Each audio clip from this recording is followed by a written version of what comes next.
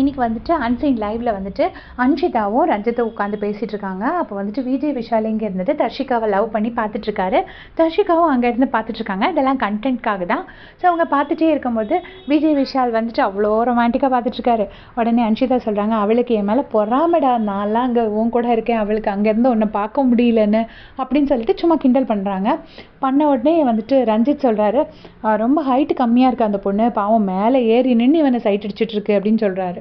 சொன்ன உடனே வந்துட்டு விஜய் விஷால் சொல்கிறாங்க, ஹைட்டு கம்மியாக இருந்தால் தான் கரெக்டாக இருக்கும், நாங்கள் 2 பேரும் ஹக் பண்ணும்போது அவளால் என்னோடய இதய துடிப்பை கேட்க முடியும், அதுவே ஒரு செம்ம ஃபீல் அப்படின்னு சொல்கிறாரு.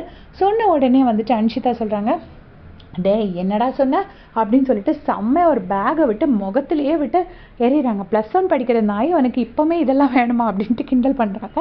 அன்ஷிதா எப்போவுமே இந்த பாய்ஸ் கூட நல்ல உரிமை எடுத்து ரொம்ப ஃப்ரெண்ட்லியாக ஒரு அண்ணன் தம்பி மாதிரி பழகுவாங்க. நேற்றுக்கும் பார்த்தீங்கன்னா முத்துக்குமரன் மைக் மாட்டாததுனால அன்ஷிதாவுக்கு பனிஷ்மெண்ட் கிடச்சிருக்கும். அதுக்கு வேண்டி முத்துக்குமரனை வந்து செம்மையாக பிடிச்சி இழுத்து அந்த மாயி படத்தில் வர்ற கோவை சாரில் வடிவேலு ஜோடி மாதிரி அடிச்சிருப்பாங்க. செம்மையாக ஜெஃப்ரியும் போட்டு அடி வெளுத்திருப்பாங்க.